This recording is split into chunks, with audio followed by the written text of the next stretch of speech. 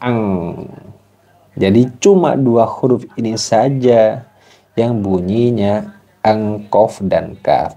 In kuntum atau min qablikum. Nah, seperti itu teman-teman. Jadi ikhfa itu dibagi menjadi 3 bagian, yaitu ikhfa aqrab, ya, ikhfa aqrab, ikhfa awsat, kemudian ikhfa ab'ad. Ya. Nah, dan bunyi samaran juga berbeda-beda tergantung dengan ketiga bagian ini. Jadi tidak selalu bunyi ikhfa itu dengan bunyi ang.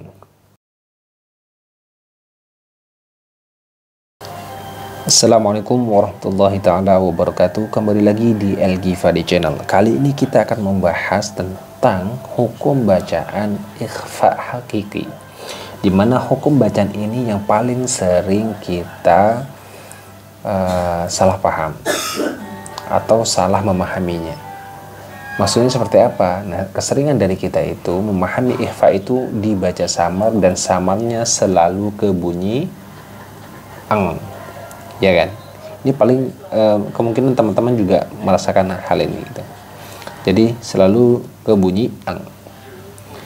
Nah, sebenarnya ikhfa itu seperti apa sih teman-teman? Baik, ikhfa itu yaitu ketika ada nun sukun, ya, ada nun sukun atau tanwin fathah, kasroh, atau dhammatin bertemu dengan huruf 15, maka dibaca samar. Dibaca samarnya itu seperti apa? Yaitu mensamarkan bunyi nun sukunnya ke huruf setelahnya, yaitu ke huruf yang 15 ini. Huruf yang 15 mana saja ini? Yang pertama ini, dan ini. Ini adalah jumlahnya 15. Kenapa saya bedakan menjadi 3 kotak kolom ini? Karena bunyi ikhfa hakiki itu, samarnya ikhfa hakiki itu adalah berbeda teman-teman, berbeda-beda. Jadi tidak selalu dengan bunyi ang ini. Nah, kita bedakan menjadi 3 bagian. Jadi yang pertama yaitu ikhfa aqrab. Ikhfa aqrab itu apa? Yaitu ikhfa hurufnya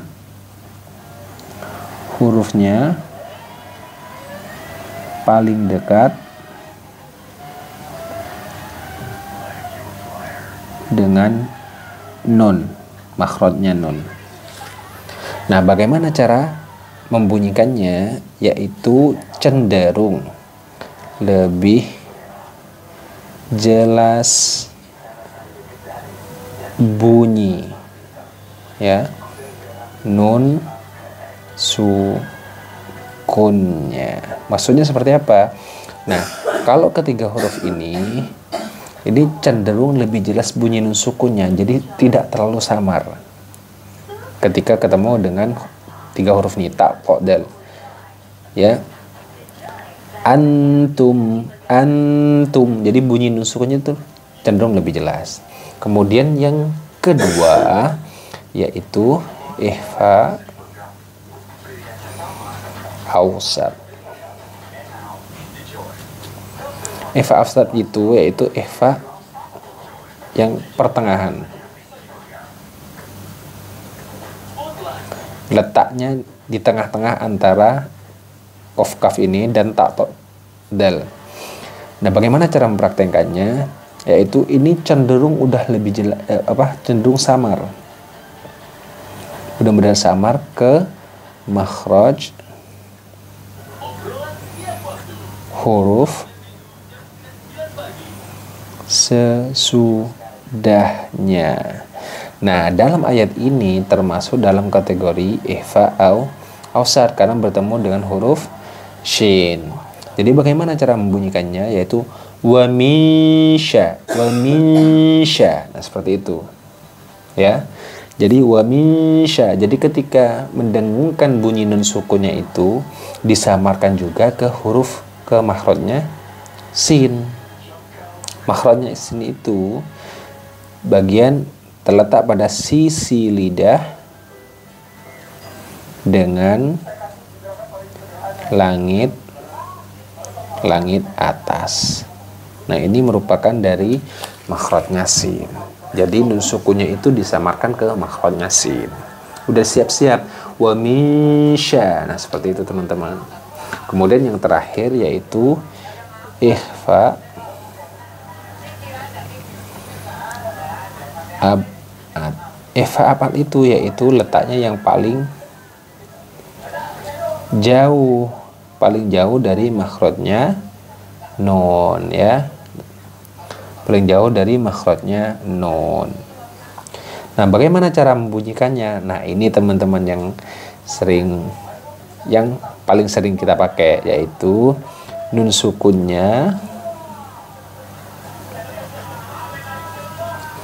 cenderung bunyi ang. Jadi cuma dua huruf ini saja yang bunyinya ang, qaf dan kaf. In kuntum atau min qablikum. Nah, seperti itu teman-teman. Jadi ikhfa itu dibagi menjadi 3 bagian, yaitu ikhfa aqrab ya, ikhfa aqrab, ikhfa awsat, kemudian ikhfa ab'ad ya. Nah, dan bunyi samaran juga berbeda-beda tergantung dengan ketiga bagian ini. Jadi tidak selalu bunyi ikhfa itu dengan bunyi ang. Nah, seperti itu teman-teman. Jadi itu yang perlu kita perhatikan. Mudah-mudahan video ini bermanfaat bagi teman-teman semua untuk menambah pengetahuan mengenai hukum tajwid dalam Al-Quran dan menghindari kesalahan-kesalahan yang sering terjadi. Demikian, jangan lupa share, subscribe, like, dan komen jika ada sesuatu yang ingin kita bahas di video-video selanjutnya. Jazakumullah khair. Wassalamualaikum warahmatullahi wabarakatuh.